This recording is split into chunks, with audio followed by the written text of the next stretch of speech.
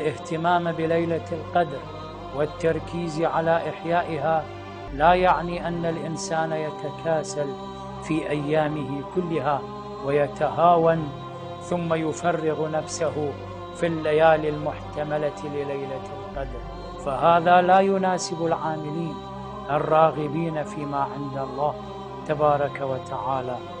وبالمقابل عليه أن لا ييأس إذا لم يشعر أنه قد وفق لإحياء ليلة القدر، لأن هذه الليلة وشهر رمضان وغيرها من أبواب اللطف الإلهي كلها من أبواب اللطف الإلهي، فإذا انقضت فإن رب شهر رمضان موجود ورب ليلة القدر موجود وباق، ورحمته واسعة وفضله عميم ومتصل.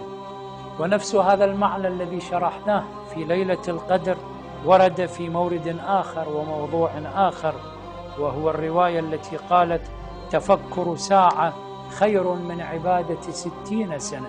هذا يدلنا على نمط من أنماط العبادة التي يمكن أن تكون في ليلة القدر، وهي عبادة التفكر، وهو معنى يقرب أيضا كيف تكون ليلة القدر خيرا من 1000 شهر، لأن التفكر ساعة والليل عدة ساعات.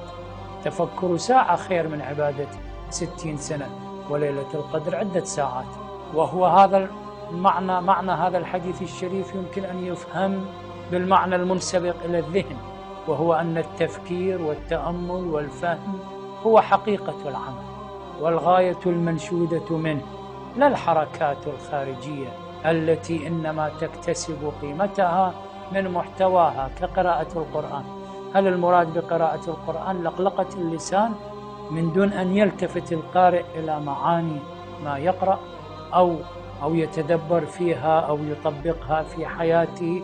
لا، بالتأكيد القيمة للتأمل والتفكر والتأسي والاستفادة في السلوك، فالقيمة إذن هي للتفكر، لأن هو روح العبادات. فلذلك عبادة 60 سنة خالية من التفكر لا تعدل عبادة ساعة واحدة فيها تفكر.